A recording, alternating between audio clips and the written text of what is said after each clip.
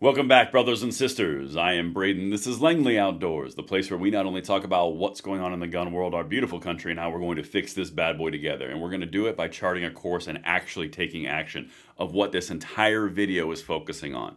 Because the day of ATF backhands is now multiplied by 3. They took another L today. I'm going to walk you through the entire thing. And guys, make no mistake, when you have the RINOs going on the floor of the Senate and looking at the ATF as the just whipping post, oh baby, they're not having a good day. Everything's gonna be linked in the description box below. I can't wait to hear what you guys think, and of course, make sure you hit that like button, subscribe to the channel, and turn the notification bell on if you are on down with the mission to spread freedom from this to the next generation. And thank you in advance for that consideration. All right, beautiful people, we are about to listen to John Cornyn, RINO Chief Executive himself. But the reason that we're listening to him, and I want to lay this out and set this really crucial point. It's not because I like the RINO John Cornyn. I don't like the RINO John Cornyn. I'll get into his greatest hits over the last 2 years in a second. But I want you to understand something as we're going into this. John Cornyn is like the Senate Texas version of Pocahontas, if you're my age and you came out when that, or you were alive when that little animated movie came out. He goes wherever the wind takes him. He like infringes with the colors of the wind or whatever, something like that. Yeah, you get the idea. But the whole point here is the man goes where the wind takes him. And when you have the current environment where the ATF is the beating post, I mean, like everyone is like, yeah, what can I score some cheap political points on? Let's kick the ATF in the nuts. Then you got Bondi firing the chief counsel. You got the ATF being targeted directly and heavily in that executive action. And you got 30 senators who sent a letter to the ATF saying stack up or F off. I mean, guys, now you got RINO John Cornyn going on the floor of the Senate, beating the dead horse, and I'm here for it. Let's have more of the horse beating. But quite honestly, you have to understand what this means. It's not that John Cornyn's a great orator. He's boring as sin.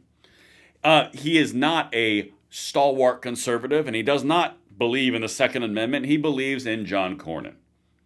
And the RINO sees as the political winds shifting in Washington, D.C., and now he's on the anti-ATF, all about the Second Amendment rights train. That's the point of this video.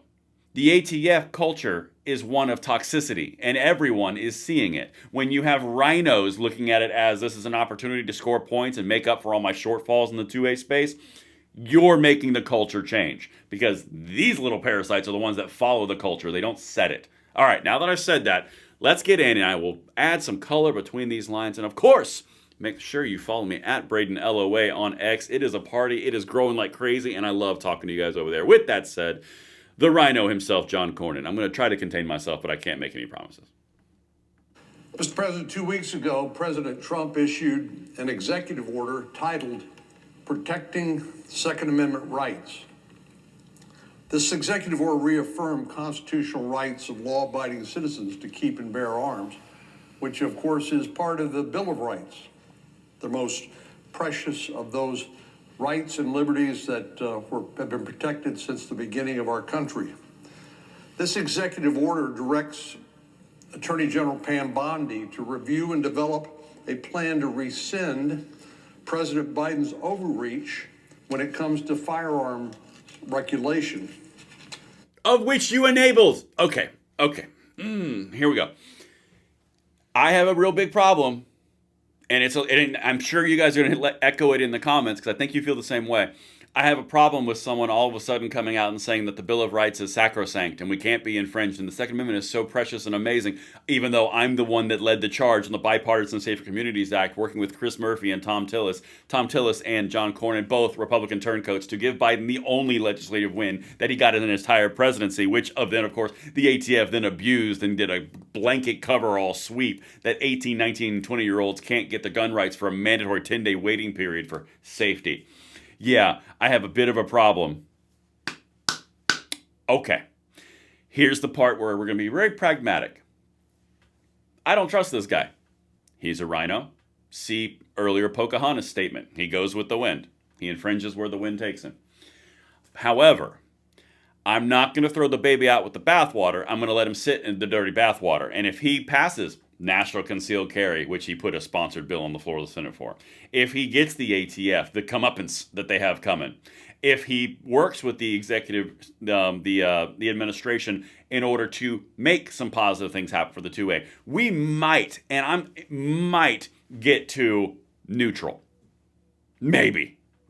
You got a lot of ground to cover up, but this whole you're going after our Bill of Rights, of which is unconscionable, and I can't believe you ever did it when you're the author of the only Republican bill that came forward that Biden signed. Yeah.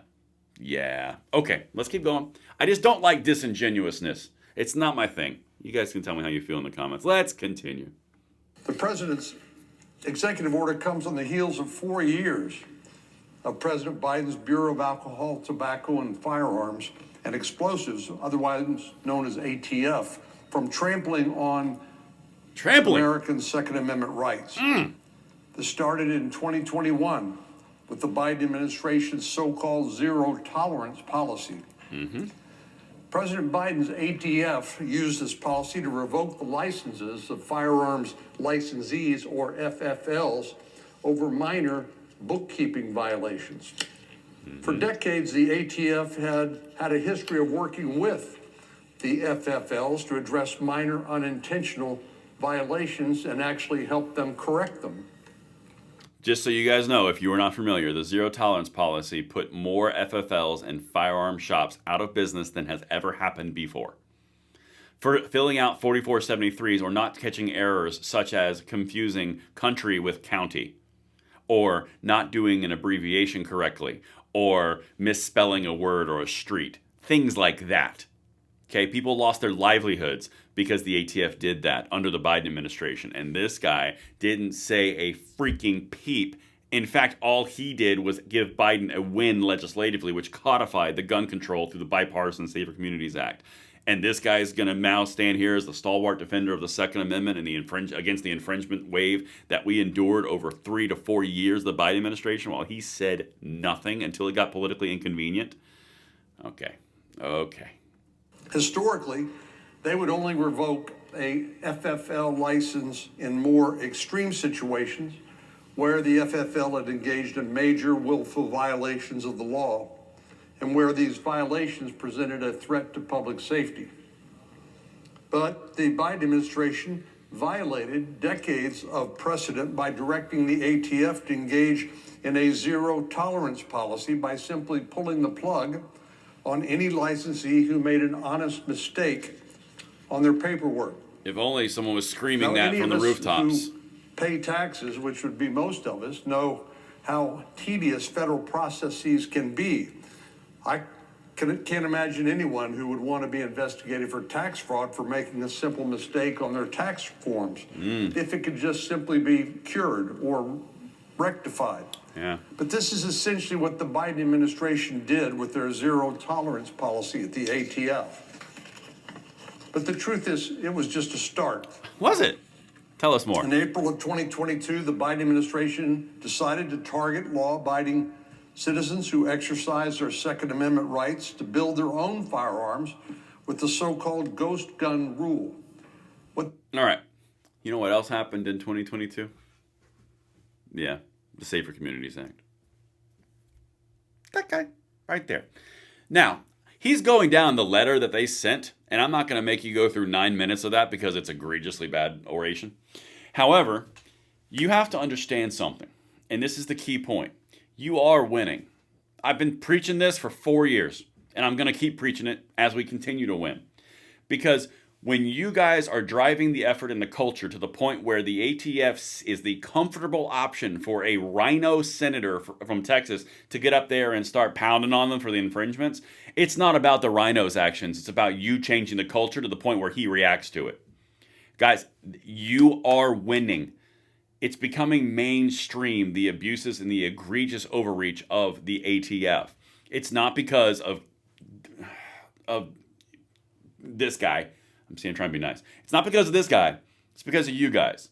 He is reacting to y'all. We are not reacting to him. That is important. In fact, it's one of the most important developments we've seen in a long time in the gun world. But I hope I landed this plane. Let me see those planes in the comments field to make sure I did, and I will see you guys on the next one. I'm Braden. See you later.